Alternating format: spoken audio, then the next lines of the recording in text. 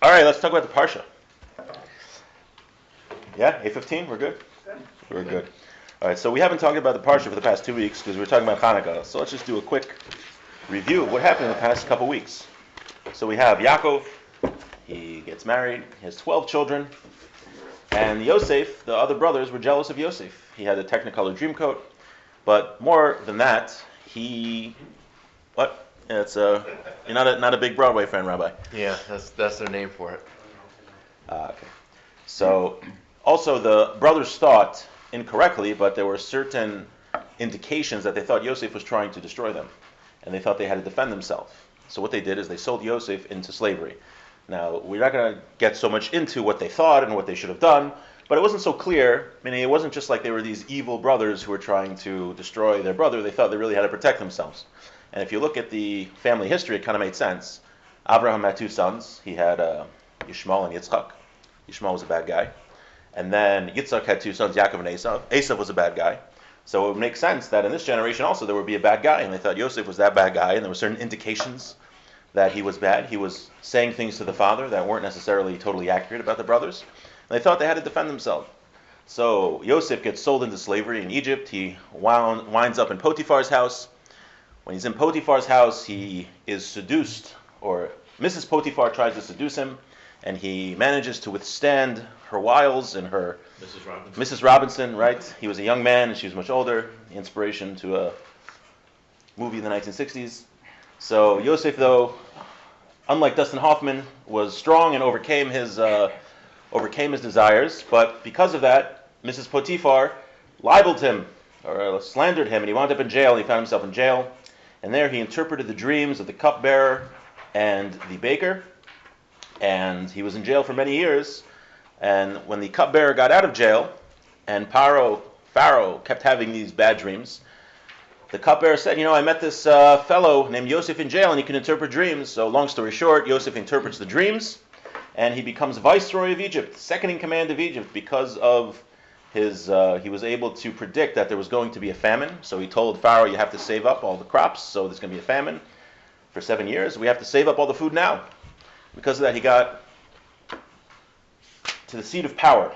Now, so when the famine comes, everyone's coming to Egypt, because Egypt is the only place that has food, has saved wheat. And included in that are Yosef's brothers, his long-lost brothers. They come down to Egypt, and they need bread, and Yosef sees them. So first, Yosef accuses them of being spies. And he says, you could take the food, but bring back Binyamin. They didn't come with Binyamin. Now, Binyamin was the only other brother from Rachel, because Yaakov had 4 wives. All the other brothers were from the other wives, but there were only 2 sons from Rachel, which was Yosef and Binyamin. So he accuses them of being spies, and he takes Shimon, and he says, I'm not giving you your brother back until you come back with Binyamin. They say, please, we can't come back with Binyamin. Our father loves him so much, and if something happens to him, our father can't take it. He says, well, you're not getting your brother back. I'm not giving you more food unless you come. So they relent. They go back home, and they come back with Binyamin. What does Yosef do? He plants a goblet. Funny, faking a crime. In Yana Dioma, current events. We have current events in the Parsha. So he fakes a crime. He puts a goblet into Binyamin's knapsack and says, Binyamin stole this from me. I'm keeping him here. I'm not letting him go.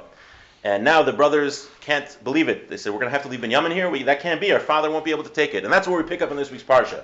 Yehuda steps forward and tries to negotiate with Yosef. Now remember, they don't know that it's Yosef, their brother. They think he's just some Egyptian viceroy who is falsely accused their brother of stealing. So what are they going to do? So let's pick up, if you want to follow along, page 250. If you don't want to follow along, that is also good. So Vayigash of Yehuda. Yehuda steps forward. That is one of the 12 tribes that we all. Everyone here? Anyone a Kohen or a Levi? Right. So then, your father descends from the tribe of Levi, but most Jews today descend from the tribe of Yehuda, Judah. So we're coming from Judah, and that's who here is stepping forward to speak. Vayomer bi Adoni davar na'avdecha davar ba'aznei Adoni. Let your servant speak into my master's ears. Don't get mad at your servant, ki kamocha kiparo, because you are like Pharaoh. And it goes on and on. Now let's see. I'm going to skip down to the bottom of the page here. Let's see one of the arguments he makes about why you should give Binyamin back. Why you can't leave Binyamin here. If we go back home and Binyamin is not with us, our father's soul is tied to his soul. If he sees that the child is not with us, if Binyamin is not with us, he's going to die. And our father will be brought down in sorrow to the grave. So Yehuda is arguing, saying, you have to give back Binyamin. You can't leave him here in jail. Because if we go back without Binyamin, our father's going to die. So the Beis Halevi asks a simple question. What kind of argument is this to make in a court of law? Let's say you're accused of faking a hate crime. Can you say, don't send me to jail because welcome, take some cholent. If you're accused of committing a hate crime, can you say, don't send me to jail, my mother's going to be really, really sad? What kind of argument is that in the court of law? You have to argue the facts. So what is Yehuda saying that Binyamin should go free because our father will die and be very upset? But what is he trying to accomplish? If Binyamin stole, he stole. That's the law.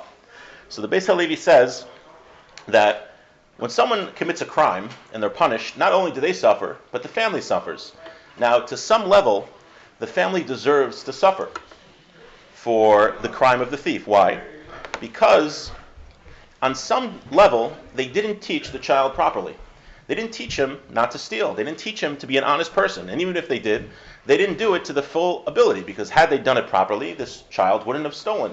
So in most cases, the parents are somewhat to blame for the sins of the child, because if they didn't teach him properly. For example, the Beis Halevi says, we find that the Naira Hamurasa, the woman of a certain age who is engaged, and she commits adultery, she gets stoned. Where does she get stoned? She gets stoned on the entrance to her father's house. Why? Because we're saying that not only did she sin and she deserves to die, but also the father didn't teach her properly, because it's because of the values that she didn't get growing up that she committed this horrible sin. So we're saying that a parent, on some level, is deserving of the punishment that his child gets because he didn't teach him properly. Now, when is that true? That's only true if the parent didn't do everything in his power or her power to teach the child properly. Question? Yes. Didn't they stone people by throwing them off the cliff? It's a good question. I think they buried them in stones, don't they? Yeah, first they threw him off a cliff, then they threw a big boulder, and then they threw little stones. Steve was just pointing out here, if they did it in front of the door, it doesn't sound like they threw him off the cliff. So it could be this case is different, but I never learned the Gemaras about it, so I don't know. That's a good question. So what Yehuda was telling Yosef here was that Yaakov did everything a father was supposed to do. He did his job. He didn't let Binyamin, go astray. He didn't let him hang out with the wrong crowd after school. My father was always with Binyamin. My father is a righteous person, and he can't be punished at all. He has zero to blame for this because of what he did wrong. So that was Yehuda's argument. Yehuda's saying, my father's going to suffer, and he doesn't deserve to suffer because he put in all of the effort necessary to raise a proper child. We find similar things like this also. Shogeg. There's different levels of when a person does a sin. There's mazid, which is doing a sin on purpose. That's pretty bad. But there's also something called shogeg, when you sin, and it's by accident. What's an example? You didn't know the law. You didn't know that on Shabbos you're not allowed to turn the lights on, so you did it. So why do you get punished? You get punished, but on a lower level for shogeg. So why do you get punished at all? It was by accident. I did an accident, right? It was an accident. So the reason is because had you learned a little more, had you invested more time into your studies, you would have known that you're not allowed to turn a light on Shabbos. So the fact that you did it signifies that you were negligent. You were negligent in not learning as much as you should have. So the same thing here, that a parent suffers for the sins of the child because even though they didn't commit the sin themselves, had they invested the proper time into their child, such a thing wouldn't have happened. Okay, now, let's go further. This is the most exciting, in my opinion, the most exciting part of the Chumash. I think Rabbi Vishnevsky said the same thing. So the brothers are here, they're nervous, they think that Yosef is going to keep Binyamin. They don't know who he is. They're thinking their father's going to die. So what happens? So let's start on the next page 252. Mem Hey Aleph, 45:1. V'lo yachol Yosef lehisapik l'chol hanitzavim alav. Yosef couldn't hold back anymore from all that was happening there. Vayikra hotzi uchol ish me'alai. He said, everyone leave the room, except for my brothers. V'lo amad ishi to b'hisvadi Yosef elachav. And nobody was there when he confessed, to his brothers, when he said who he was to his brothers. Vayiten es kol b'v'chi.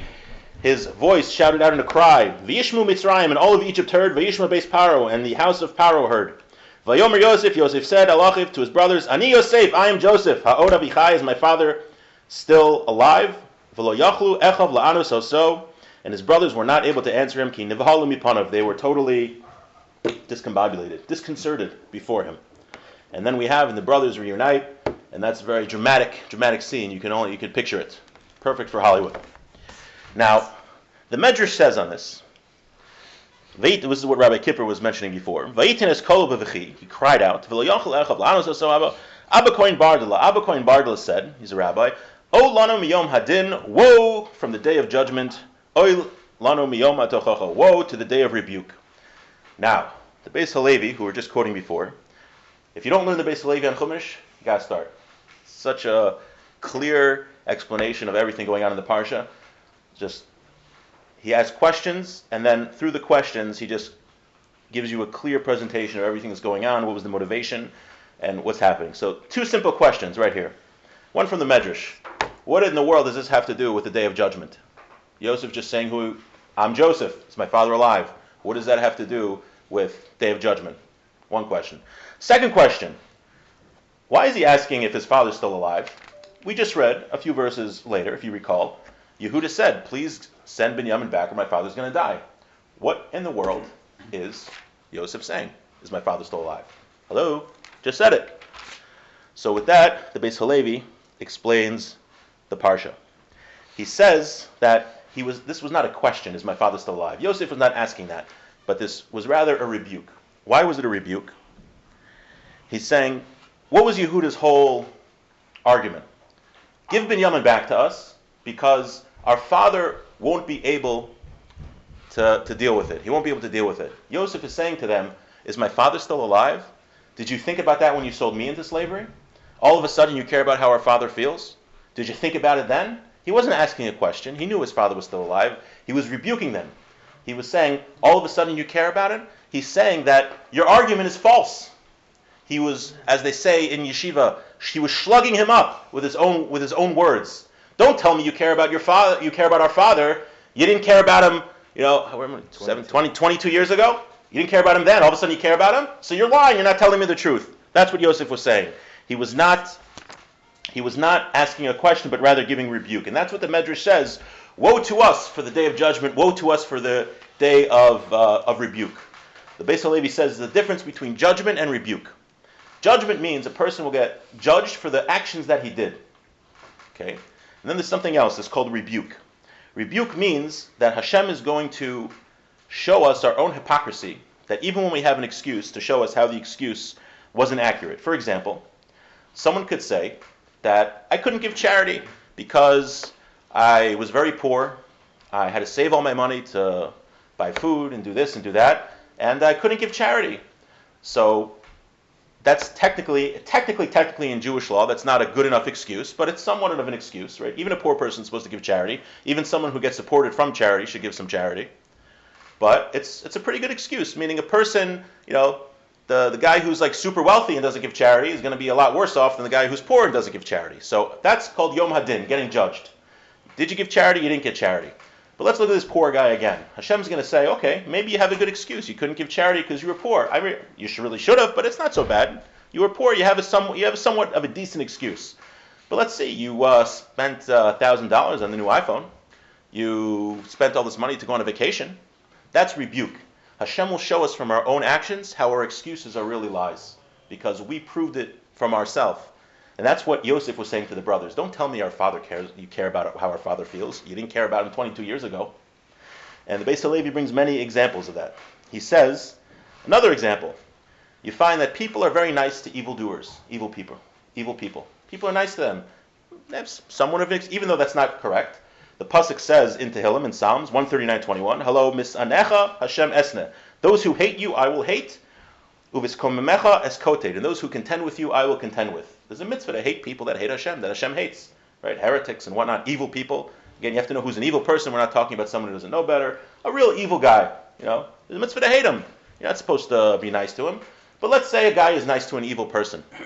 All right, so maybe he has an excuse. You look in the Torah, it says, "V'ahavta l'orecha kamocha," love your neighbor as yourself. It says you should be me'ur v'mabrius, you should get along with people. Hamikabalas kol adam v'sefer panim yafos, you should be nice to everyone, greet them with a smile. So he has somewhat of an excuse. Maybe I should be nice to the evil person. But then Hashem says, well, let's look.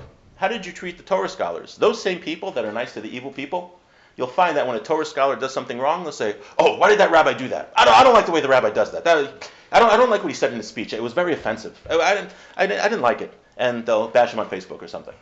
Those same people that are so nice to evildoers will bash a Torah scholar or bash a rabbi. So Hashem's going to say, rebuke.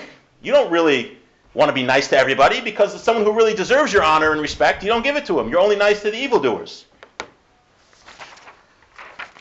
There was, I know someone like this. They love to attack Orthodox people. Why? Because when they were a kid, they had a cousin who was Orthodox and did something mean to them. So therefore, every time I would call out anti-Semitism on Facebook, they would say, well, they really deserved it because XYZ, when I was 10 years old, my Orthodox cousin did something really, really mean to me. Right? Okay, so let's say she's right. Let's say her Orthodox cousin did something like really, really mean to her or whatever. But, so she's very judgmental of Orthodox people. But then when it comes to other minorities that get attacked, no, you can't judge the whole community based on one person. That's just an exception, Not all insert minority here are like that. It was just this person in this one isolated event. There's no larger issue of anti-Semitism or hatred or extremism in that community. You just look at one person. Or an Orthodox person, all the Orthodox are bad. They're all extremists. Why? Because I have one cousin one time that did something bad. That's tochacha, showing you're not being consistent. You're being a hypocrite. Right? You see this all the time. People are ready to attack Orthodox people, but when it comes to other groups, they don't do that at all. I just have to say this is a pet peeve I've had for a while. There's a group of 400 liberal rabbis during COVID, and when Cuomo designated his red zones in Brooklyn and different places amongst the Orthodox, this group of 400 liberal rabbis, no one was Orthodox or Orthodox in name only, and they said, we support Governor Cuomo because it's a mitzvah in the Torah to be healthy, and we support what he's doing. We fight anti-Semitism, and the Orthodox have to listen. Okay, so that's what they said. So first of all of a sudden they're quoting verses in the Torah, and I guarantee you these people, they don't keep Shabbos. It says in the Torah to keep Shabbos. Probably many of them don't keep kosher. But when it comes to bashing the Orthodox, then they can cite a verse in the Torah that says why the Orthodox are doing is wrong. And they said many times, we fight anti-Semitism. So I actually asked them many times publicly on Twitter and Facebook. I said, you claim to fight anti-Semitism. An Orthodox person just got beat up in Brooklyn. What are you doing about it? Or Orthodox synagogues in Lakewood are being filmed by anti-Semites. What are you doing about it? Nothing. But only when it comes to bashing the Orthodox, because the red zones in the COVID, that's when they speak up. Why? Because their love of Jews and because it says in the Torah. Anything else in the Torah, that they don't keep. Just when it comes to bashing the Orthodox. And it came out a few weeks ago that Cuomo's red zones were not based on science, right? You saw that report? Cuomo's, the underlings, they wanted different red zones where there was allegedly high levels of COVID infections. And Cuomo was not issuing the red zone dictates for the non-Orthodox areas. He was only doing it for the Orthodox areas. And they have statements from his for whoever was working in the health department that none of this is based on science. But it was clear it wasn't from science. It wasn't scientific. It was just to bash the Orthodox. How many of these 400 rabbis do you think apologized? Zero. I say rabbis. They're not real rabbis. They call themselves rabbis. Okay. There's another guy. Just one more example. Because this is so prevalent. There's a guy, Yisachar Katz. He works at a rabbinical school that falsely claims to be Orthodox. So in one post, right, talking about loving all types of Jews. So he says, he praises Leonard Nimoy, right, talking about praising people. Why? For his art, his beautiful art. You familiar with Leonard Nimoy's art? We're familiar with Spock and all that.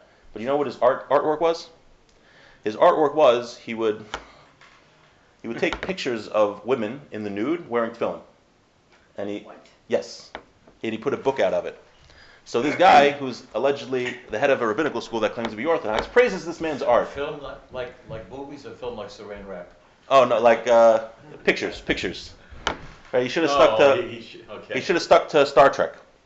And the next post, the same alleged rabbi, he he bashes Moshe Rabbeinu. He finds fault with Moses, right? So he's praising Leonard Nimoy for his perverse art, and in the same post, he finds every little thing he can find with Moses that's wrong, or with the forefathers. This is what it means, Oy liyom adin, oy liyom hatochacha.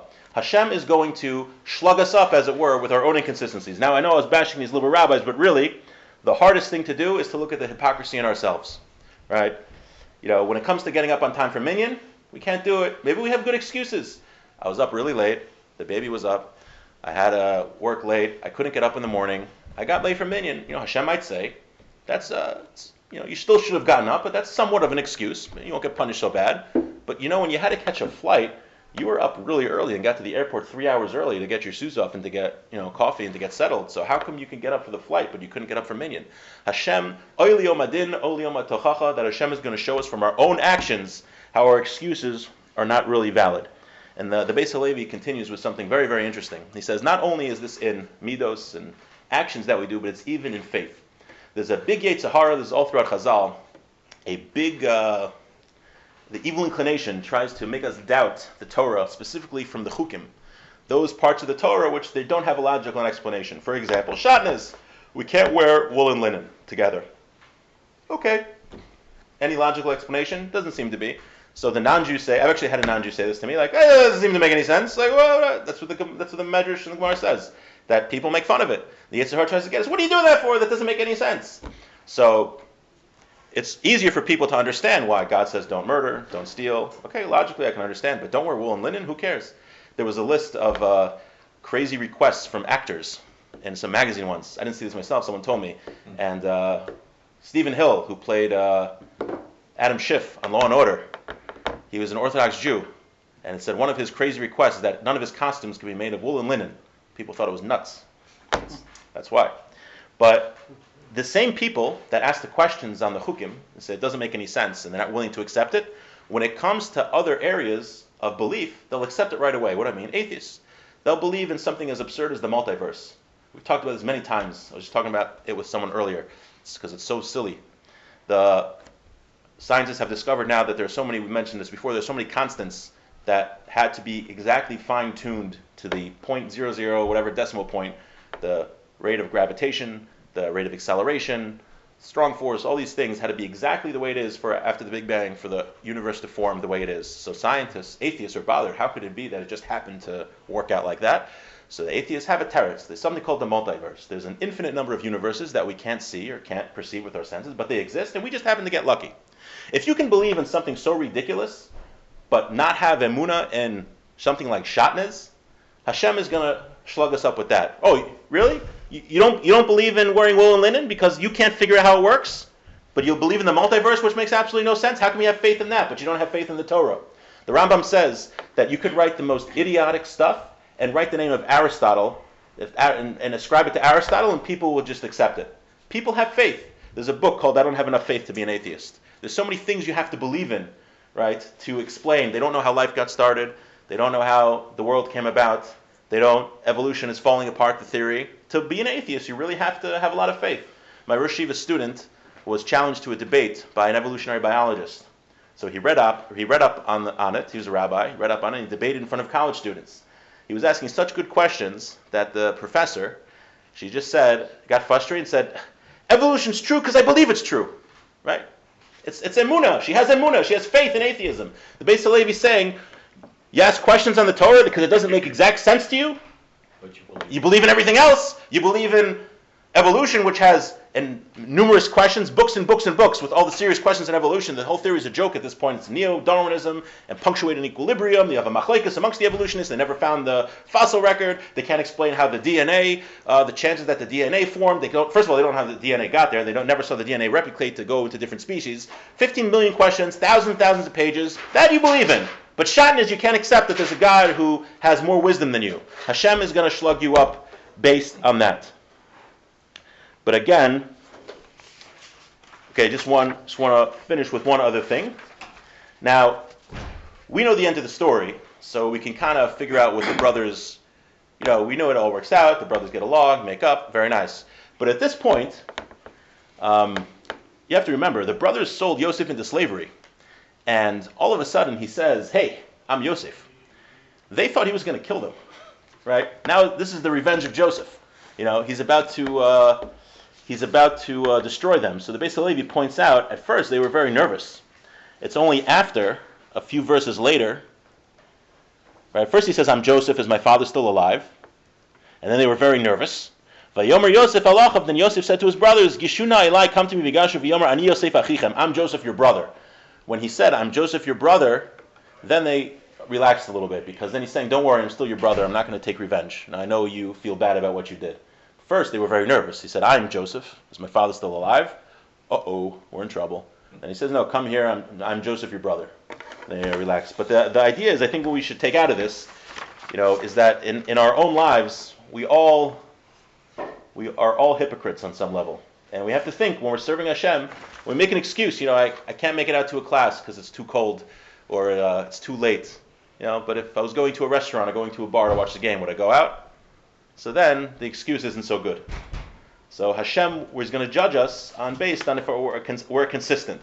It's good to be honest, to be consistent. It's very difficult, a major way we don't do this is that anytime we do something wrong, what do? We think of a million excuses why it wasn't so bad. Yeah, it wasn't. Didn't really mean it. It's not so bad. Hashem, right? We make excuses for ourselves. Someone else does something. That jerk. Why do you do that? Yeah, we don't do the same. If we would view other people and judge other people the way we judge ourselves, that's something to work on. It'll be a much better place. All right. Thanks for coming. Thank you. Yeah.